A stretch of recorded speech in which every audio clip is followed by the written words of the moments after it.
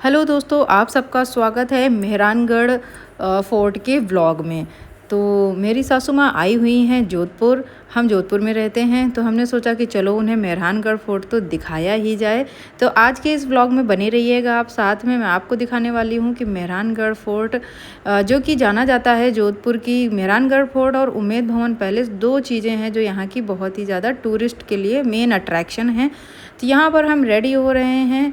तो सुबह देख ही सकते हो, क्योंकि गर्मी काफ़ी होने लगी है। मम्मी मेरी मार्च में आई थी, तो ऐसा मौका बार बार तो नहीं आता है पेरेंट्स के साथ जाने का। तो हमने सोचा कि चलो मौसम नहीं देखते हैं, सबसे पहले घूम के ही आते हैं। तो सुबह जल्दी हम रेडी हो गए थे। यहाँ पर देख सकते हो, मैंने मेरी सासू माँ को भी थोड़ा थोड़ा सा असिस्ट किया, और कोई बाई कोइंसिडेंस यानी बाई चांस ही हमारे कपड़े मैच हो गए। आपको लग रहा होगा कि हमने मैच करके ही पहने हैं। और मेरी बेटी भी पूरी तरीके से एक्साइटेड है जाने के लिए। सब भी रेडी हो चुके हैं, मैं ही बची हूँ केवल, क्योंकि मैंने पहले अपनी बेटी को तैयार किया, फिर थोड़ा थोड़ा मम्मी को भी रेडी किया, उनकी साड़ी में पिन वगैरह लगाया, और उसके बाद मैं भी रेडी हो गई। कंफर्ट से मैंने कपड़े पहन लिए हैं, क्योंकि किला है, काफ़ी चढ़ना उतरना भी पड़ता है उसमें। और मेरे हस्बैंड भी रेडी हो रहे हैं यहाँ पर साथ के साथ ही हम लोग।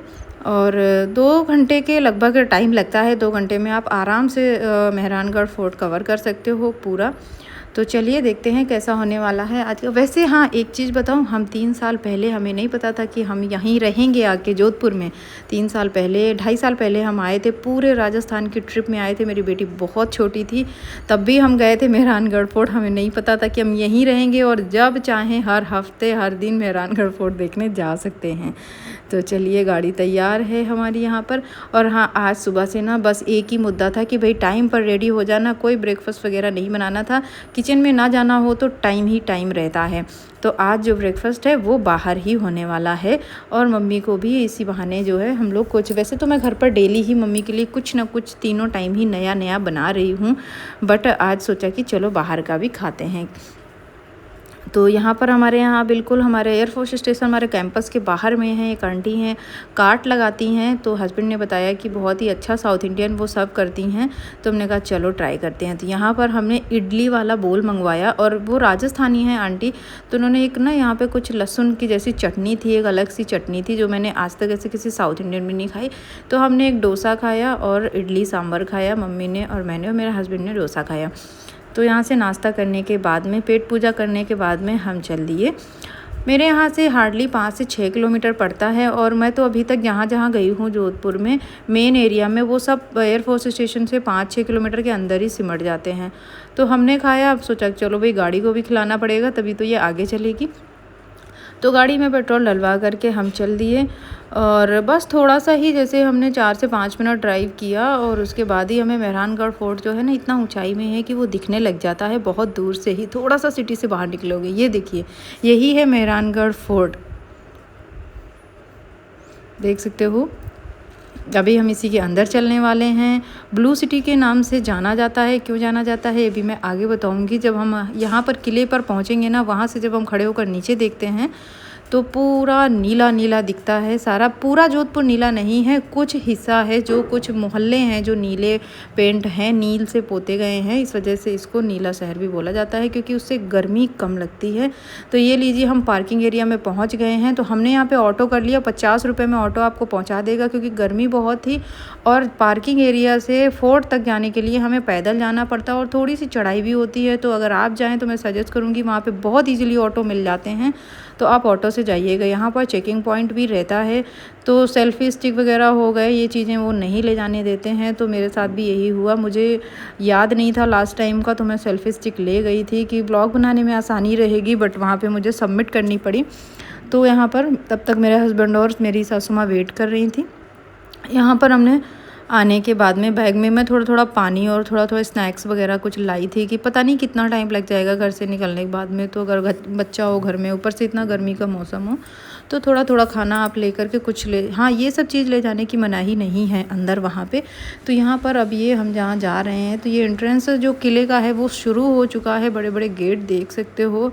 और वही राजस्थान में आप कहीं भी जाओ फॉरेनर्स की तो एकदम भरमार रहती है। मुझे उम्मीद नहीं थी कि मार्च में भी वहाँ इतने फॉरेनर्स देखने को मिलेंगे, इतनी गर्मी में भी वहाँ पर बहुत ही काफ़ी अच्छी खासी भीड़ थी। हम लास्ट टाइम आए थे जनवरी में, तब भी ऐसे ही भीड़ थी। अभी तो हम मार्च में गए तब भी ऐसी भीड़।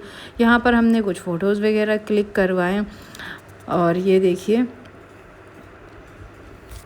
और अब हम चल दिए हैं ऊपर की तरफ। ये चढ़ाई शुरू हो चुकी है और ये किला सच में ही बहुत, इसको एक्सप्लोर करने के लिए इसमें शायद 3 स्टोरी के लगभग हैं, यानी 3 खंड में है, बटा हुआ है ये। तो आप बहुत ही कंफर्टेबल फुटवेयर जब आप चुनिए तो बहुत ही कंफर्टेबल होना चाहिए, क्योंकि ना यहाँ चढ़ने में फिर उतरने में पैरों की हालत काफ़ी ख़राब हो जाती है।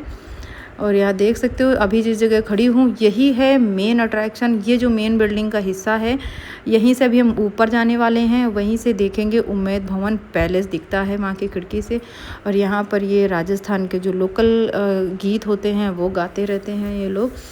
और ये एक, अब हम बिल्कुल मेन एंट्रेंस में एकदम अंदर, किले के अंदर एक तरीके से पहुँच चुके हैं। यहाँ से अगर आप फैमिली के साथ में जाओगे तो बहुत ही अच्छा लगता है। और राजस्थान की यहाँ पर वैसे तो क्या ही होता है देखने के लिए, एक तो म्यूज़ियम होता है, हर किले के अंदर एक म्यूज़ियम होता है। मैंने ऑलमोस्ट सिटी में घूम लिया है राजस्थान की, हर किले में आपको एक म्यूज़ियम मिलेगा।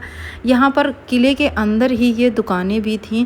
ये बोहो बैग्स जो होते हैं मुझे बहुत ही अच्छे लगे थे देखने में, लेकिन बाहर से देखने में, ऊपर से देखने में जितना अच्छा लग रहा है ना, जब मैंने इसको हाथ में लेके पास से देखा था ना, तो ऐसे लग रहा था ये न जाने कितने दिनों का बना हुआ है और कितना गंदा था। ये नया जैसा तो बिल्कुल भी नहीं लग रहा था, बट यकीनन मुझे पसंद बहुत आया था ये, बट लेने लायक तो नहीं था क्योंकि ये गंदा था बहुत ज़्यादा।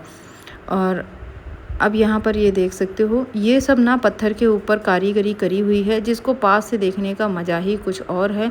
साथ ही आपको कुछ लोकल चीज़ें भी यहाँ पर मिलेंगी जिनकी आप ख़रीदारी कर सकते हो, जैसे कि सिल्क वाले बैग्स मिलेंगे, हैंड क्राफ्टेड आपको यहाँ पर कपड़े भी, यानी कि हैंडी क्राफ्ट वाले कपड़े वगैरह भी मिल जाएंगे।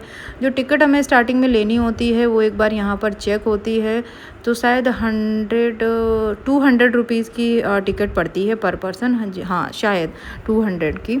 और ये लीजिए यहाँ पर, ये जो आप देख रहे हो ना ऊपर, अभी हम जहाँ खड़े हैं, ये जो ऊपर आप पत्थरों में बारीक बारीक कारीगरी देख रहे हो, ये एक तरीके से जब कोई जुलूस, कोई जलसा वगैरह होता था ना उस टाइम पे, राजा के टाइम पे, तो जो रानियाँ और राज परिवार होते थे ना, वो इन्हीं के अंदर में जो झरोखे बने हुए ना, इन्हीं के अंदर से देखा करते थे।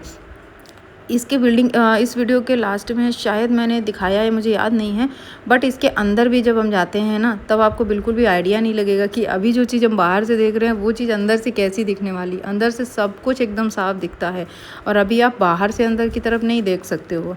ये जो हिस्सा है इसको पास से देखने का बहुत ही अलग अनुभव है, इतनी बारीक इसमें कारीगरी करी गई है।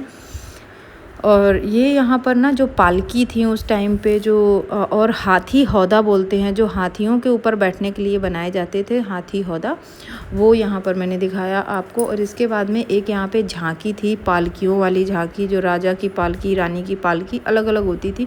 तो ये देखिए जो कपड़ों से, पर्दों से कवर्ड हैं, ये हैं क्या बोलते हैं इनको, डोली बोलते हैं ना शायद, हाँ डोली, झांकी।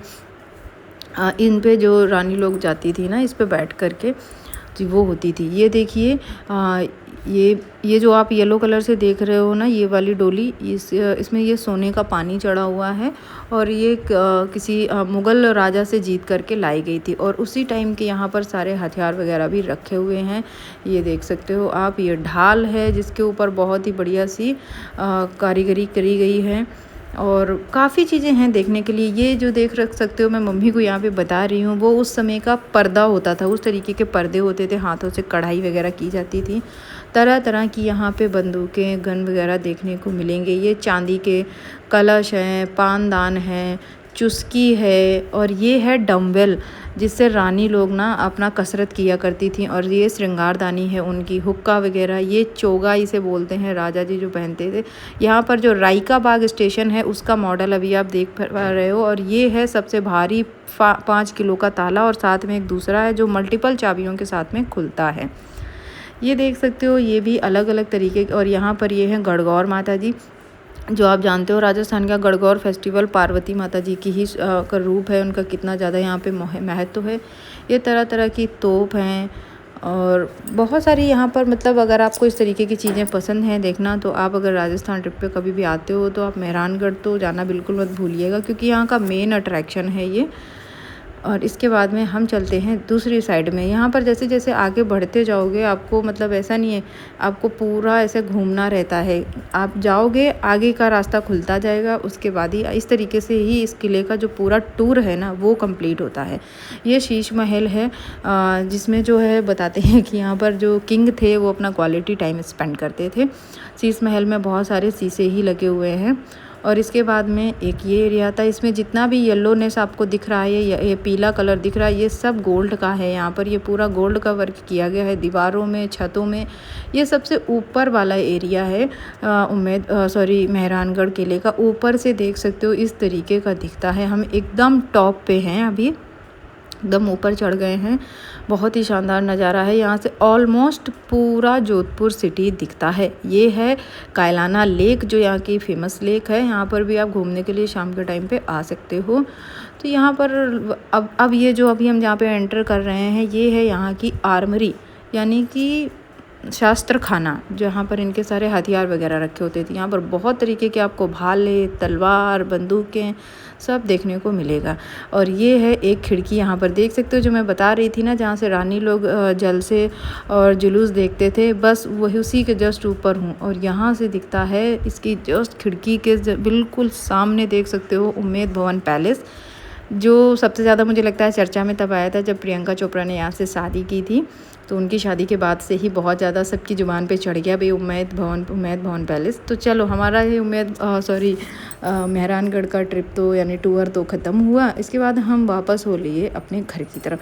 दोपहर हो चुकी थी, तो सोचा कि चलो आज लंच भी बाहर ही कर लिया जाए, क्योंकि इतना घूमने के बाद में पैर इतना थक जाते हैं कि घर पर बनाने की तो क्षमता थी ही नहीं। तो हमने यहाँ पे मंगाया मलाई कोफ्ता मैंने पहली बार ट्राई किया कहीं पर बाहर ऐसे रेस्टोरेंट पे, और काजू करी मंगवाई, क्योंकि पनीर तो अक्सर खाते ही रहते हैं।